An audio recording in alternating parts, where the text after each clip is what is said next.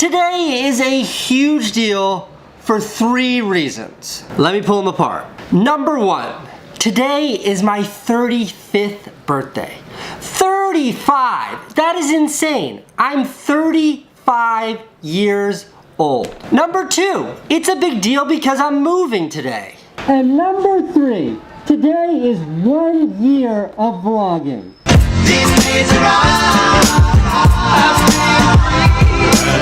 Let's work backwards. Let's talk about 1 year of vlogging. Before I started vlogging, I had a YouTube channel for 5 years. And in those 5 years, I had a whole bunch of huge viral hits. Movies that got like 15, 16 million views.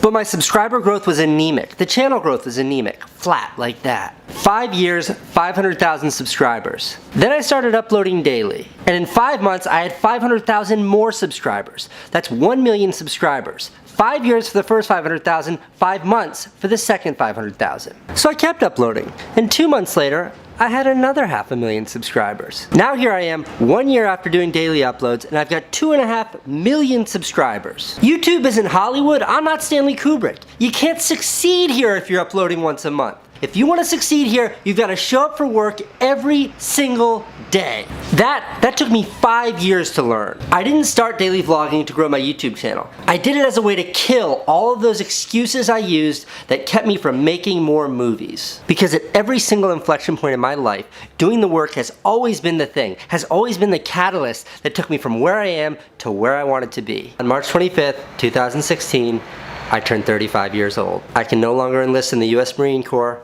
but I can run for president. And let's be clear about one thing. 35 is f***ing old as shit.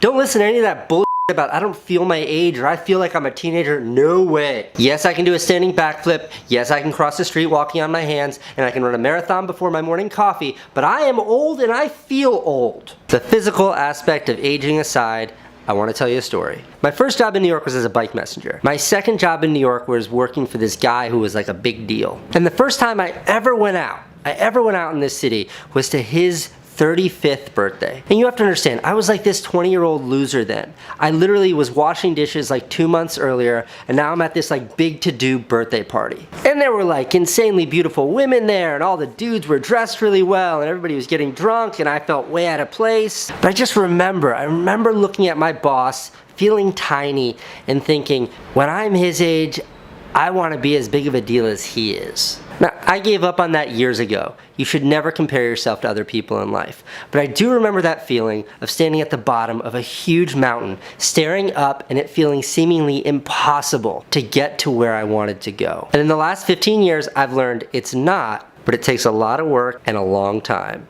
Getting a new apartment in New York City is a huge deal. To understand this, I gotta tell you the whole story. Before I moved to New York City, I was living like 2 hours away from the city, and I would come in to like make videos with my brother, and then I'd get back on the train and go back to the city. So my first apartment, it didn't matter what the apartment was, just the idea of having a place to lay my head down in New York City was the hugest deal for me. It wasn't really much of an apartment. That door all the way at the end there, that door all the way in the back, that was my first apartment. And it's not even fair to call this my first apartment. This was a 3-month sublet. Somebody else's apartment I got to stay in for 3 months. And this sublet was a studio apartment, a 200 square foot studio apartment. Here's the door, you could fit 1 queen size bed in there, no bedrooms or anything. And then here was the toilet, here was the shower. But it was this 200 square foot studio apartment converted to a 2-bedroom. So here was my bedroom, here was a total stranger's bedroom that I lived with. This bedroom was so small, I had a futon in there that I couldn't lay flat. I had to sleep on it in the couch position because the room was too small to lay it flat. When that 3-month sublet was up, I moved onto a friend's couch in this building right here. That was September 1, 2001. 10 days later, terrorists attacked the World Trade Centers that were right here. Now, it's hard to tell, but this building is 1.5 blocks from the World Trade Center. And when that attack happened, this apartment was destroyed, everything was wrecked. That's the World Trade Center right there burning. That's 20-year-old Casey, scared out of his mind, riding my bike up the West Side Highway to get away from the towers. To get my stuff back, I had to dress up like a construction worker, go past all of the security, go past Ground Zero, which was just a smoldering pile on September 12th, and break into my own apartment to get back all of my things. And then after that, I legit had nowhere to stay. I had no home. So I moved in with my brother Van and his girlfriend. They lived in this apartment here, and I slept on their hardwood floor for a while. They lived on the top floor and there was no elevator, but I would go up and down these steps because this place right here had great pizza. Then I bribed my way into a place uptown. It was way uptown and it was all I could afford. It was a SRO. That stands for single room occupancy. What that meant, a 12-foot by 12-foot room with no bathroom and no kitchen. The bathroom was down the hall and you shared it with the entire floor. Now this is all I could afford, but it was mine. And it was the dichotomy of that place, the fact that I had a place that was mine, but was the worst living situation I could have. So I was dying to get out, dying to move to a better place, but unlike the 3-month sublet, there was nobody kicking me out. I could have conceivably stayed there forever. The hardest part of living in that SRO was Owen. He was like a little baby at the time, and when he would wake up in the middle of the night and have to go to the bathroom, I would have to wake up with him and hold his hand and walk down the hallway and hope that there was no stranger in the bathroom or that it wasn't a mess so he could go to the bathroom and then walk him back. See, my first 5-6 years here, you know what, most people's first years in the city, you don't live in the city, you just survive in the city. And that was my situation. Eventually I left there and then I moved in with some friends, and then I moved into a tiny apartment, then a slightly bigger apartment, then a slightly bigger apartment. I've literally moved every 2 years for the last 15 years. Now I really want the theme of my new desk to be all about surveillance. A panopticon, that is panopticon, it was a prison design wherein one guard from one position could see all of the cells. One guard could monitor the entire prison. Okay, just stick a pin in that. I want to have like 10 monitors showing me 10 different perspectives on the environment around my office at all times. So for my new desk here, I want this entire wall just to be filled with monitors. Now it's like a little bit crazy, but mostly it's like when I'm here working at my desk and I'm editing and I'm trying to focus, when I hear noises, like someone knocking at the door, someone buzzing the door downstairs, someone walking through the hallway, I'm really susceptible to distraction, and I'm like, what is that? And if I can just look up and see exactly what it is, distraction over, back to work. So it's like 98% me just being like a psychopath, but like 2% actually like a pragmatic thing to have all of this surveillance. Here's where I am so far. This little monitor here, it's labeled 201. This is so I can see what's going on outside the 201 entrance to this office space. That monitor is connected to this hidden camera right here. What's up, Owen? It's not for security because I don't record any of it. Yeah. This little monitor, this is labeled 202, and this is, yeah, it's outside the 202 door.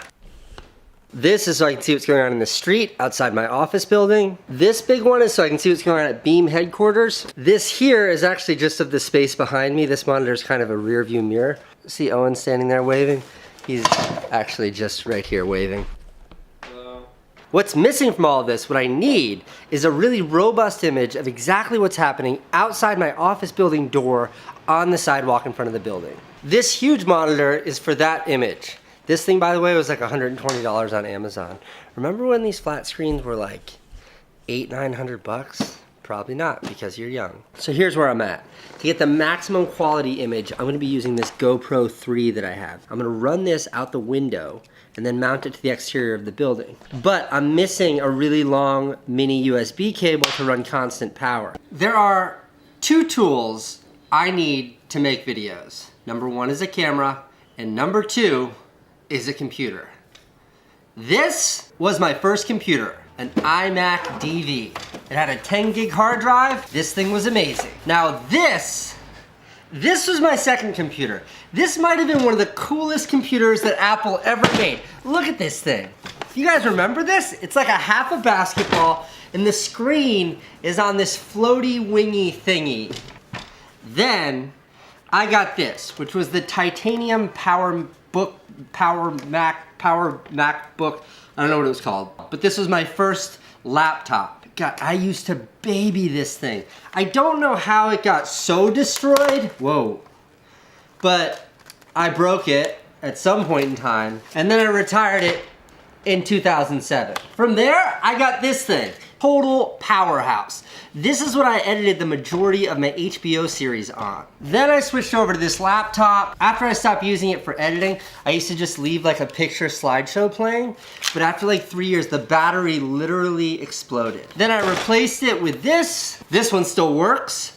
Then this, which definitely still works. I still use this. And now I use this, which is just an even newer one. Also, I have this G5 tower here, but it's all wired in, so I couldn't take it down. I do love a laptop for its portability, but there's just something about sitting down at a desktop and diving into work that just feels more formal. It feels more substantial. And that's why I built this disaster behind me. I wanted to have like the best system I could possibly have to sit down and tackle like more ambitious videos. I never really took advantage of this system. I think it's because I don't like sitting back here. I built this office because I wanted privacy, but I work alone in this space now. I don't need privacy. So today is the day I relocate the tower setup.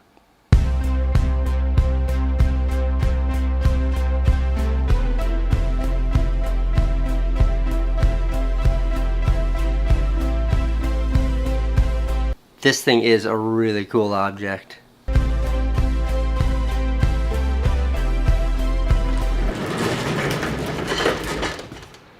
This feels better. I don't feel like I'm in a closet out here. In fact, I feel like there's a lot more work to do, but this is a really good start. Before I get to the big announcement, the desk, the monitors are done. It's way more ridiculous than I thought it would be. I love it. It's exactly what I wanted. The top 6 monitors here are all surveillance. The bottom 3 monitors behind me, those are my computer monitors. Here's where it gets fun. On these lower 3 monitors, instead of having like flying toasters or squiggly lights as a screensaver, I have The Godfather 1 and The Godfather 2 permanently playing on a perpetual loop that never stops and never turns off. Okay, just humor me, but check this out.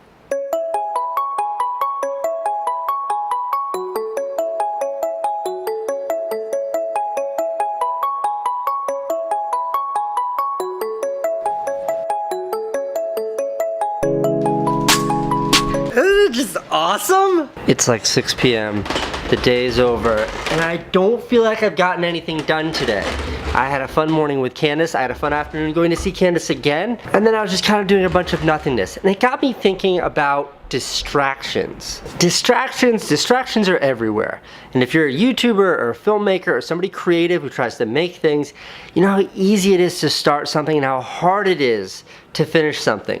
Because between starting and finishing lie all of these distractions, all of these forces that keep you from getting from here to here. The way that I combat that is like, my thesis for this show is to embrace the distraction and have the distraction just be part of the narrative. So today, Candace calls me, and then when I come back here and I'm like sitting here, I'm like, why haven't I got anything done today? It's because I'm so distracted, so I'm like, okay, let's talk about distractions. Distractions.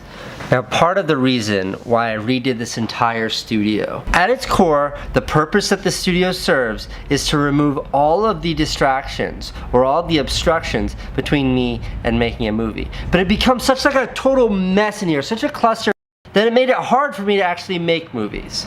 So now we're redoing it all, so it makes it really easy for me to make movies. And the last thing, the Kingsman style closet back there, is where all the gear goes. So it's like perfectly organized and perfectly accessible. And that is essential. Having your gear like situated, not having to think about the equipment that's involved in making these videos is essential. And that is best summed up by a quote by my good friend, Max Joseph.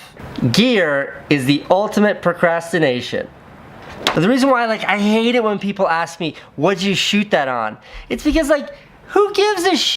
The gear, all of this is just a tool to facilitate the process. This stuff doesn't matter. And spending too much time trying to find and manage and deal with that gear in here has distracted me. So soon the studio will be built and will be perfect for dealing with all the equipment. For now, look at this. 12 lenses sitting on my desk. Okay, I'm finishing up and going, God, my hair is long.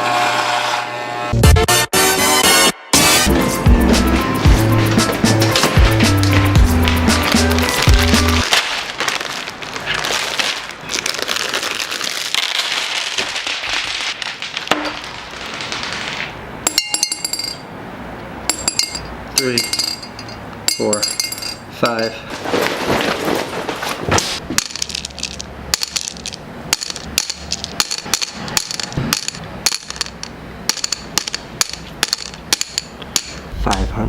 This is 500 peanut M&Ms. 500 of these in here. This is one YouTube video, and this video is my 500th YouTube video. 500 videos. 500 YouTube videos. 500 is so many. That's 500 times saying, is this good enough? 500 times asking myself, are people gonna like this? 500 times questioning whether I should upload. 500 times clicking upload. 500 uploads.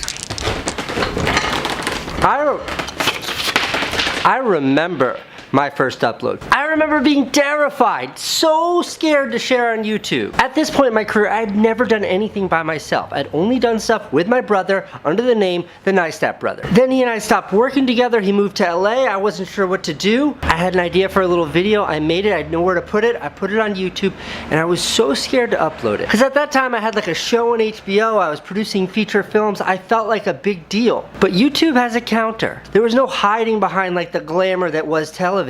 It was just real. And that was a scary moment. And then slowly over time, I kept uploading and uploading and uploading, and then one went viral, and it popped and a bunch of people saw it, and all of a sudden people started saying, hey, I saw your video on YouTube. And then making YouTube videos it was what I did. What do? I make YouTube videos. That's what I do. And then it became a bigger and bigger part of my career and my canon of work. And people stopped saying you're the guy from TV and started saying you're the guy from YouTube. And then I started uploading daily and everything changed. And here I am, 500 YouTube videos later. And YouTube, a YouTuber, it's who I am. This thing happens anytime you have like a special experience in life. And in the moment, it feels great. It feels wonderful. It feels, and I'm talking about a birthday, a first date, a trip especially, travel especially. I say this now because I'm like exhausted right now, like look at it. And I look back, I think about yesterday, I think about this amazing trip that I took with my kid, and it just feels like this fun thing that I did.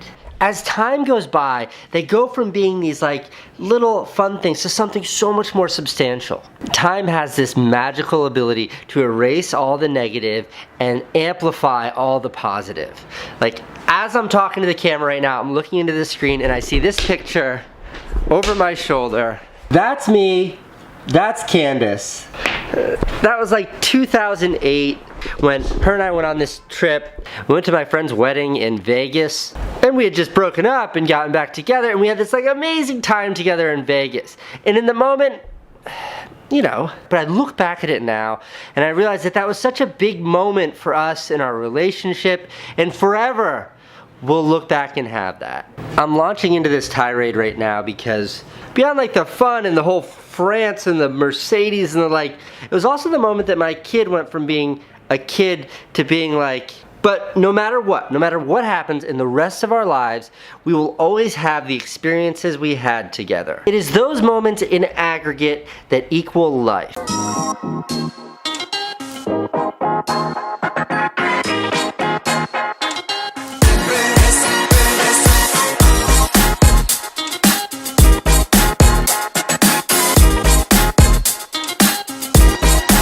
I want to do something a little different on today's episode. I want to get into something, I want to pull apart something. I want to explore an idea that requires a little bit of time to really flesh out. Is there anything you'd like to say to people out there? Follow your dreams.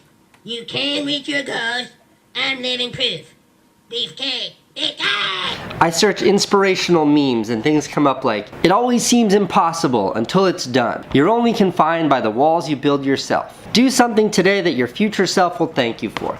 I think all of that's wonderful. I think it's beautiful that this is what's being shared, that positivity has become the norm. But I want to add a little color to that. I want to share my thoughts on what pursuing, what chasing a dream really means. Because when the going gets tough,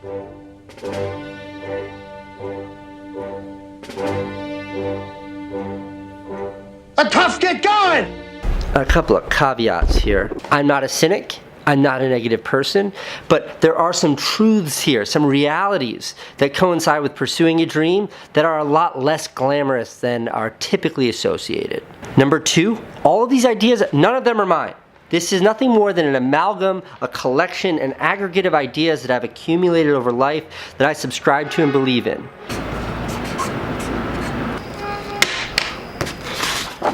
In life, you can get whatever you want, but you can't want whatever you want. That doesn't make any sense. Let me explain. If you truly are one of those people who commits a life to pursuing, to realizing a dream, you have to be a little crazy.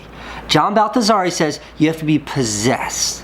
Or fucking die!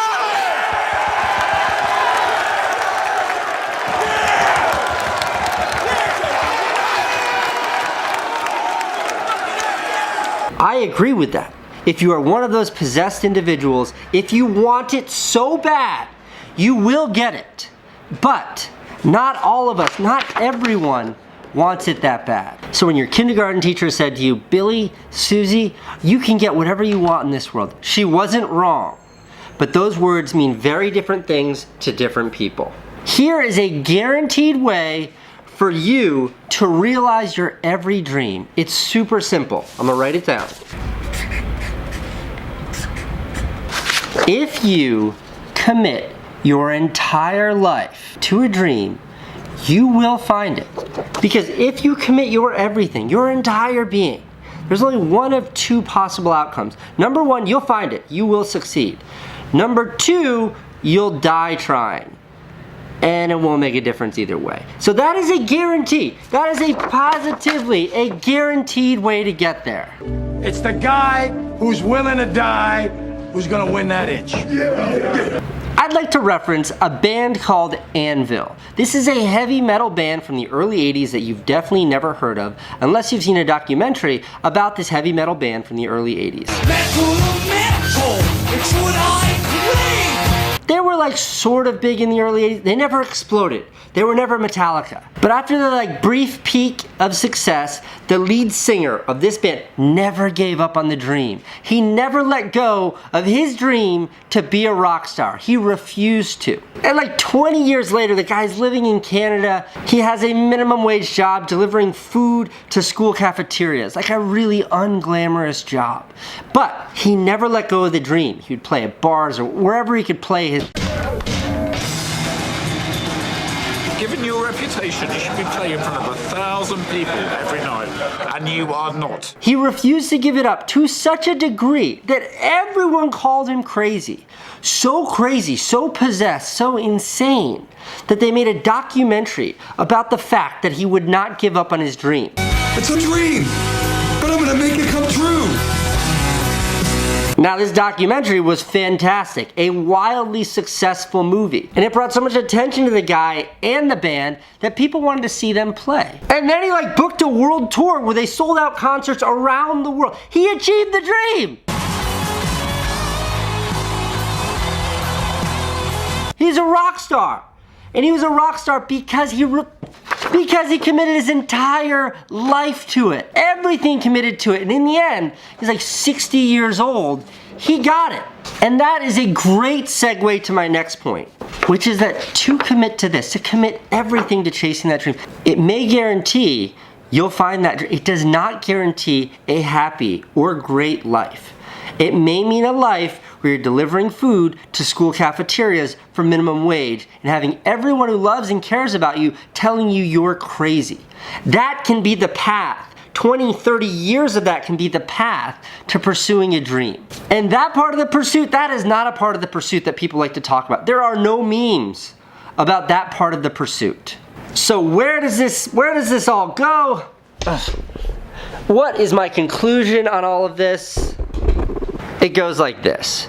Dreams are important. Having goals, ambition, these are the things that drive life. But in my humble opinion, there's only one determination, there's only one factor that makes you a success or does not make you a success. It's a binary.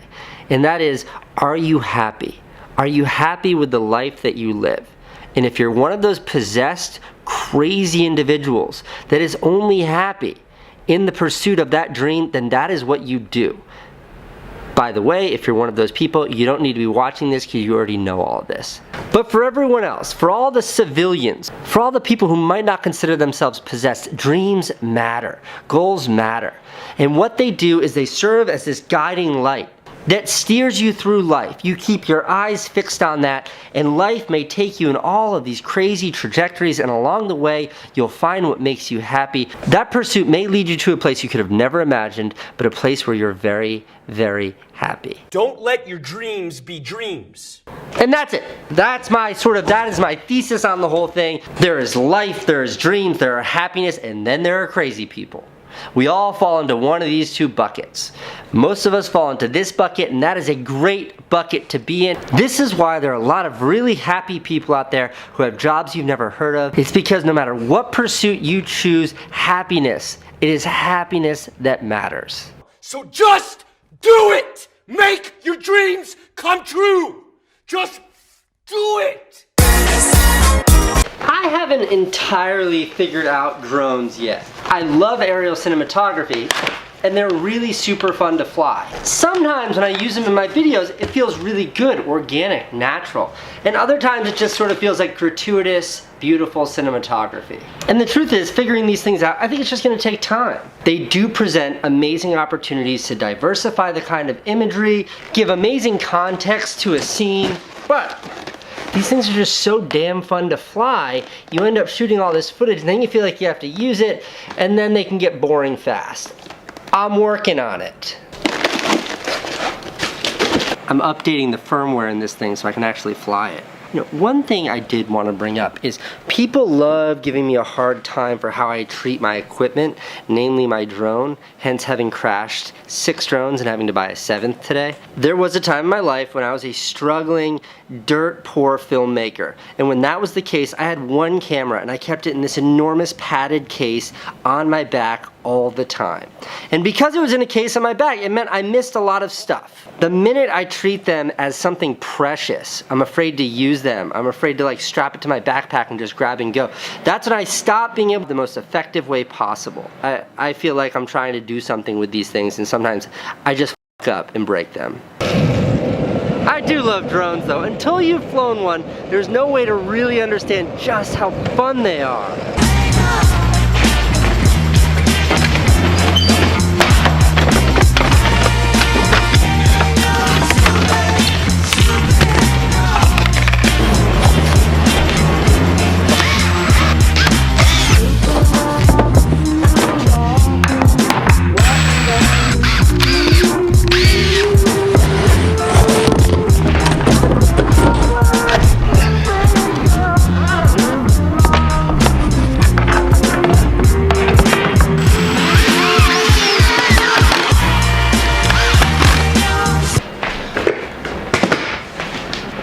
Too dark. That's better. Hello and welcome to another exciting episode of, I know it's been like a year and a half. I don't have a name for this show, this vlog. Alright, this week's kind of a total f***ing stress out. I was trying to figure out how to navigate this stress out, and I thought that I would just talk about it to my therapist, which is all of you. The name of the game today is cramming it. I need like a point. Today's all about cramming an entire week's worth of work into one day. Because tomorrow is a travel day. Travel days are wasted days. Nothing gets done on travel days. Then, the thing that I'm traveling to on Wednesday is this conference. Conferences are really great, they're a lot of fun. But you don't get actual work done. Thursday, I gotta come home from that conference. Travel day. Wasted day, a nothing day. Friday, where I'm taking care of all the things that I didn't do on Thursday, Wednesday, and Tuesday. So that's my week. It's gonna be a lot of fun. I'm really looking forward to it, but not a lot of like, hey?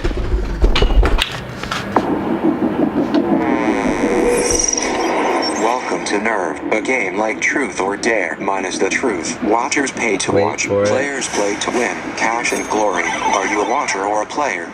Are you a watcher or a player? Are you a watcher or player? Watch. Look at that guy, look at that! Look at his knee! This looks very sketchy. Look at. Ready? Player, watch player. Wait.